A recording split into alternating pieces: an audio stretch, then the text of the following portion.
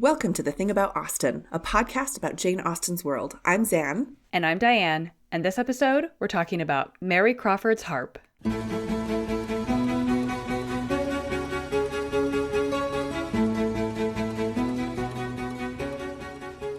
For this episode, we are so excited to welcome our guest, Dr. Lidia Chang.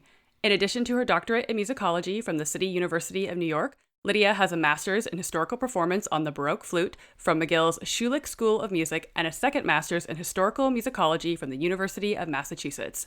She has performed as a soloist and with a number of period instrument ensembles, in addition to releasing 2 albums of Regency-era dance music, some of which can be heard on the BBC's recent adaptation of Poldark. As a scholar, Lidia's primary focus is on the intersection of literature, gender, aesthetics, and music performance practices in the long 18th century. She has also served as the managing editor for Women in Music, a journal of gender and culture, which makes her the perfect guest to discuss Mary Crawford and her harp performance in Mansfield Park. We are so excited to have you with us today, Lidia. I'm so happy to be here. Thanks for having me. So before we dive into the episode and all of our many questions for Lidia, we wanted to start by giving some context on what's going on with Mary Crawford's harp. So in Mansfield Park, this is early on in the novel, Mary and Henry have arrived and they're visiting their sister at the parsonage at Mansfield, and Mary's there to stay for an extended visit, so she, of course, must have her instrument.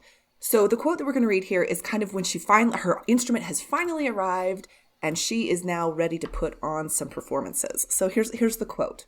Miss Crawford's attractions did not lessen. The harp arrived and rather added to her beauty, wit, and good humor. For she played with the greatest obligingness, with an expression and taste which were very peculiarly becoming. And there was something clever to be said at the close of every air.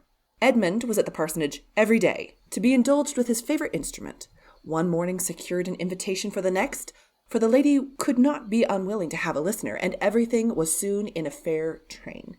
A young woman, pretty, lively, with a harp as elegant as herself, and both placed near a window cut down to the ground and opening on a little lawn, surrounded by shrubs in a rich foliage of summer, was enough to catch any man's heart. The season, the scene, the air were all favorable to tenderness and sentiment. It's like the opening of just a really good romance novel. It really is. Well, and I love that it just kind of sets like an entire scene. This is Mary like on point. She is ready to perform. She's got a stage set. She is ready to go. So Lidia, can you start off by giving us a brief description of the harp itself, particularly related to some of the innovations on the instrument and music from this time period? There were a few different variables contributing to the harp's popularity in Georgian England. First, it had a strong association with the lyre of Greco-Roman culture. So you think of the iconography of Apollo and the Muses and Orpheus, strumming their lyres. And that made it an object of fascination for Enlightenment thinking and aesthetic sensibility that was so much in vogue in this period. Then, in the 18th century, we should consider that the harp was becoming very fashionable among the aristocratic elite in France. Marie Antoinette, for example, played the harp. And though the English middle class were generally very wary in that period, maybe always, about fashions imported from France, the English nobility tended to embrace whatever was trendy on the continent. So social climbers who were trying to kind of ascend towards the nobility, like Mary Crawford, might have gravitated towards the harp as a symbol of status and also of a cosmopolitan worldview. And finally, another thing to consider is the pedal technology that developed in the 18th century, which was making it easier for the harp to play the increasingly chromatic music of the period. What do you mean by chromatic? Oh yeah, great question. So we think of, I don't think I want to sing a chromatic scale. So, do, re, mi, fa, sol, fa, mi, re, do is part of a diatonic scale. And chromatic notes split those intervals in half. So it's a smaller division of the scale that we know. And most of the music that was being played before the 18th century was actually more modal, especially in the British Isles. And that didn't need a lot of these sort of chromatic pitches. That's actually why still Irish flutes, for example, don't have a key to make them fully chromatic. But in Western Europe, over the course of the 18th century, and definitely into the 19th century, all the instruments, all the wind instruments, that is, were getting a mechanical overhaul so that they were being made more diatonic and then more chromatic. So the harp is no exception to this. It had been a kind of a folk instrument and now was being turned into an instrument that could play nice with these other kinds of orchestral instruments. It needed to be able to play chromatically. So musical instruments were required to have more tonal flexibility in this period. However, the kind of music that someone like Mary Crawford would have played, like for Edmund, for example, would not have been very adventurous tonally or very virtuosic. This was like really easy music, like designed to be very pleasant and lovely, and like she shouldn't be exerting herself playing it. We don't want her sweating all over the harp. Totally, not sweating, not doing anything like unladylike. And it should have been like also not challenging to the listener. Edmund should have just been able to kind of watch her and kind of listen passively, but mostly watch her play. Let it wash over him like a choir of angels. Yeah, exactly. Right. And so when we think about like what actual kind of harp Mary Crawford would have been playing, it's a bit hard to say because the narrator doesn't give us very much. We can assume just based on the time period, we're assuming it was based around the first decade of the 1800s. It was published, 1814? So somewhere around there. The pedal harp was definitely more popular than the lever harp. So pedals are replacing levers in this period. The lever was a little, you can imagine just like a lever that would change the string tension so that the pitch would be raised one half step to make it easily chromatic. But the problem with levers, or at least the problem with levers and 19th century music, is that you have to set the lever before you start playing the piece. So you have to know what key you're going to be in for the whole piece. It's hard to play and switch them. So the pedal solves this problem by being something that you can depress that changes the pitch of the string. While actively playing. While actively playing, exactly, yeah. So it's more likely that she was playing something like a single action pedal harp. The double action harp did come about around this time, but the first patent was, I think, 1810 or 1811. That's what I was saying was 1810, yeah. Yeah, Sebastian Erard in London. And it's just not, I don't think that Austen would have encountered one in her life by then when she was writing this. She did, however, hear one harp concert in 1811 with the German harpist Johann Weipart, who I think would maybe not have been playing a double action harp yet. I think it would have been a bit soon. But the other thing to consider about the harp here is that we do know that she has it transported in a barouche by her brother, right? Right. And the double action harp was bigger and heavier than the single action harp. So I would be inclined to think that the single action harp would fit more comfortably in a barouche. Yeah, transportation was actually like one of the major details that Austen gives us about the harp, right? Yeah. The trials and tribulations. You cannot get a cart for love or money this time of year. Without offending the hay in the parish. Right. That becomes a big problem. I mean, I also think that's one of the things that makes the harp sexy is its mobility, whereas the piano was a stationary instrument, like a big piece of furniture that anchored a woman to her own domestic space. A harp was an instrument that could be transported really wherever she wanted to go. Much more like the manly instruments, the masculine instruments like the flute and the violin and the cello. They represented more of like masculine mobility in the world. The harp is sexy for a lot of reasons, but one of them I think is because of its mobility. And that tracks with Mary's character as well, the fact that she's a very transient character in terms of like she's flitting from place to place within the novel itself. And so the fact that she's willing to transport her harp, I think it signals a lot about her character as well as actually her personal circumstances.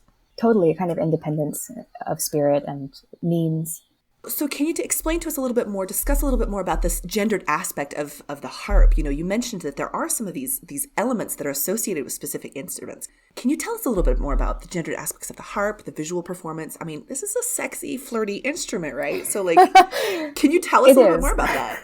Totally. And it's worth mentioning, because we take it for granted, I think, in our modern age where we have easy access to lots of recorded music, that in Austen's day, really all musical experiences were necessarily visual.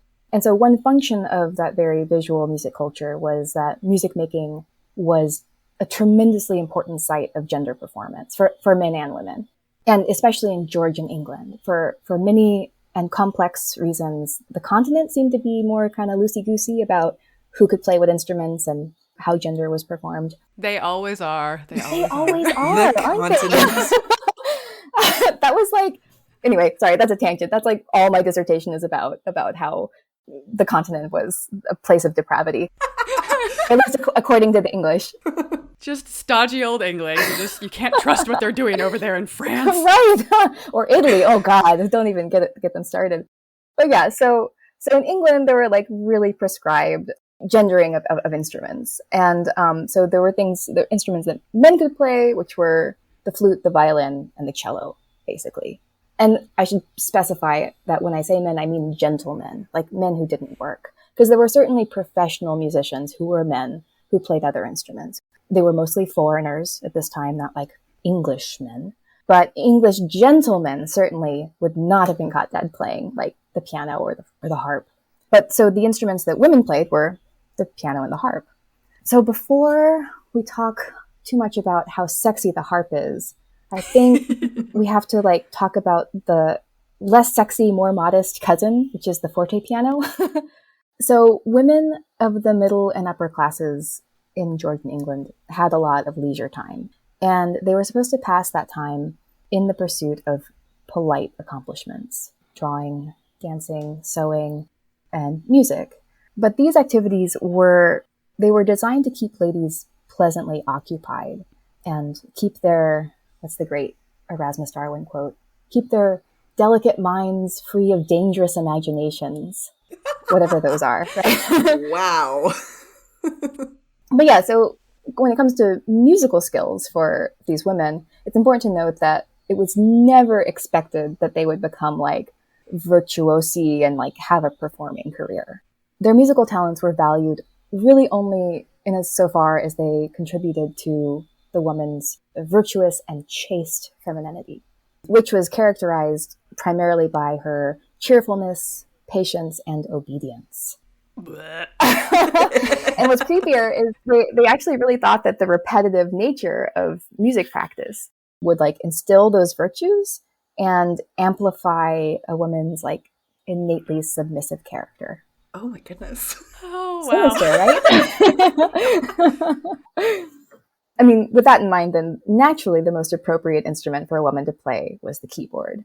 Because as I mentioned before, it's this heavy, stationary object that really anchors you to the home.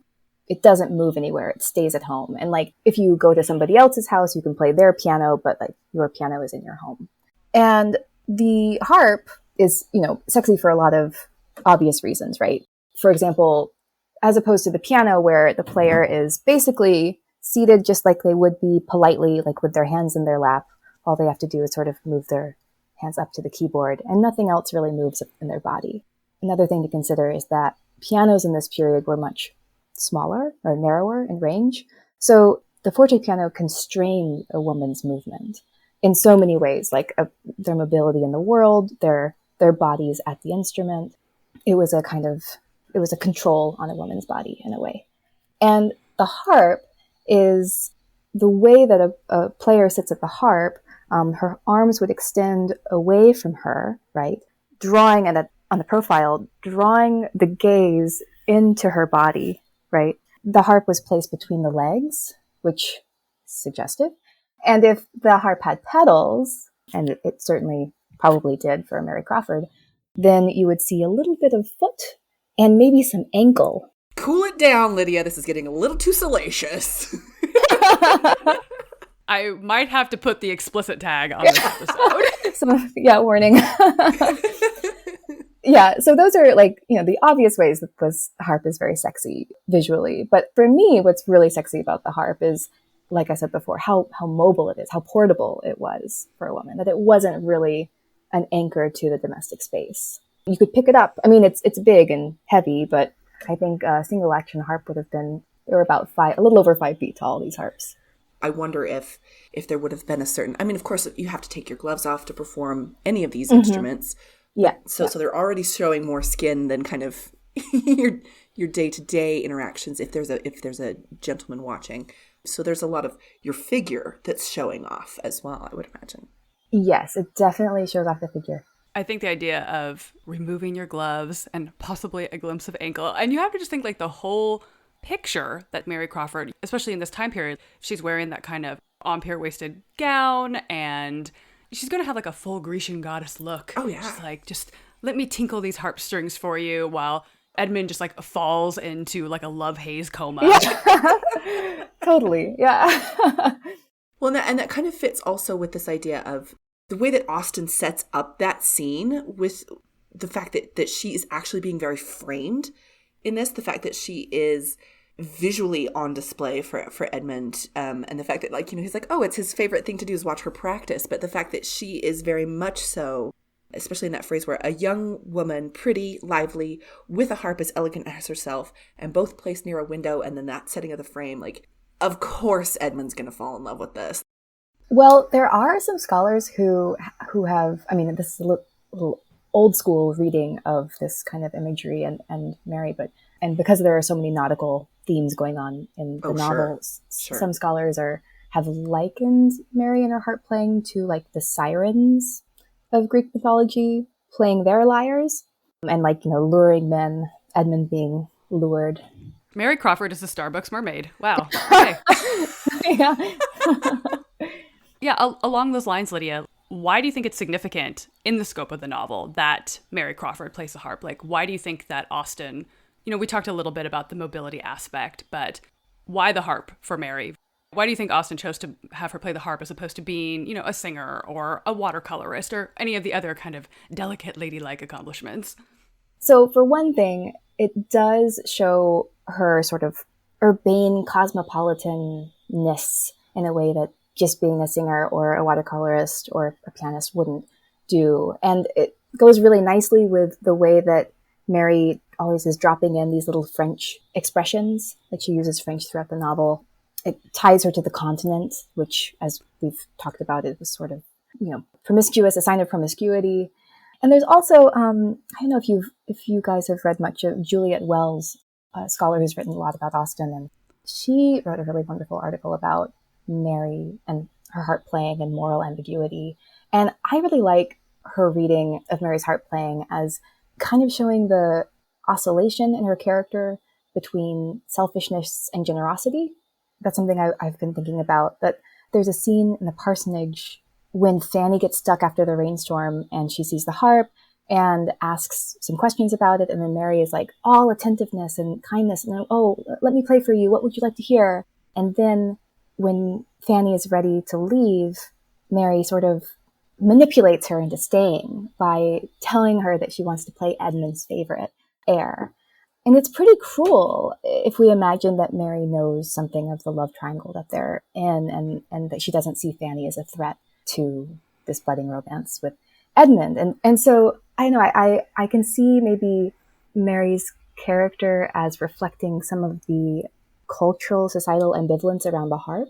It's not all bad and sex and depravity, but it's also like, ooh, a little bit suspect, you know? So I think that there's both of these things going on. As I mentioned before, with the Greco-Roman kind of society, and they were all about the Greeks in England at this time. And that was like the pinnacle of like intellectual thought. Yeah, this very neoclassical approach to everything. Right. So there's something very sophisticated about the harp in that respect, but also the French play it, and Marie Antoinette plays it, and she holds it between her legs. And so So where else does the harp feature in Austen's works or life or adaptations? I mean, this isn't a one-off. When we see Mary with her harp, you know, it's a big moment for harps in Austen's world. But I mean, it's happening beyond Mansfield Park, right? Yes, it is worth noting that Mary Crawford is the only harpist who's exclusively a harpist. So Georgiana Darcy, she primarily plays the forte piano, but also plays the harp.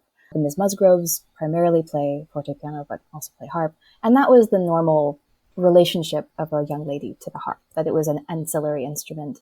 Maybe if there were two, like sisters, then one could play fortepiano while the other played the harp.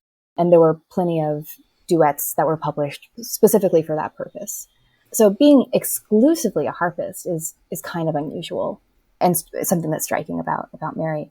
So as far as other harps in like Austen's life, I don't know that she knew many harpists, except her cousin, who then became her sister-in-law, Eliza Hancock.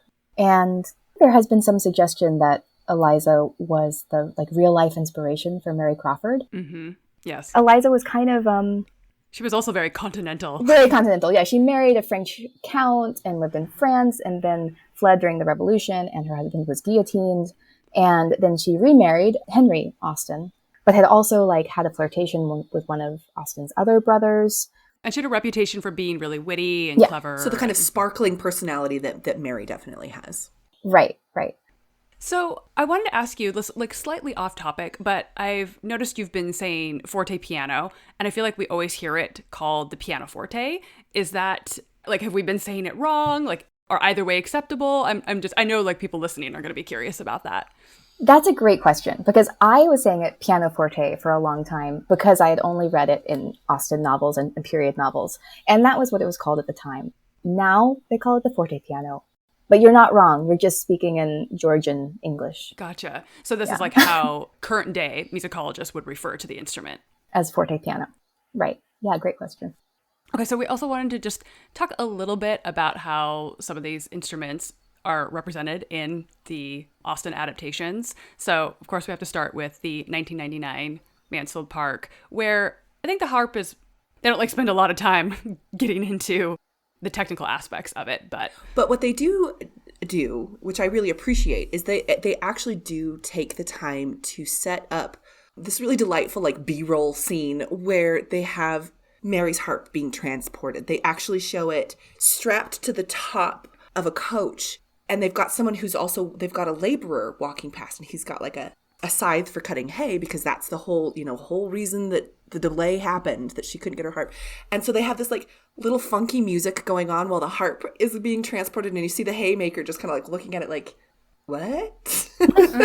So you do get some context there that like, Mary is a little bit out of touch with the importance of, why her harp was delayed. She gets really impatient about, why can't I get my harp here? But I can't hire a coach for love or money. But I think that might also be indicating something about her character, where she's not attuned to what's going on around her in a rural context. She's coming from the metropoles.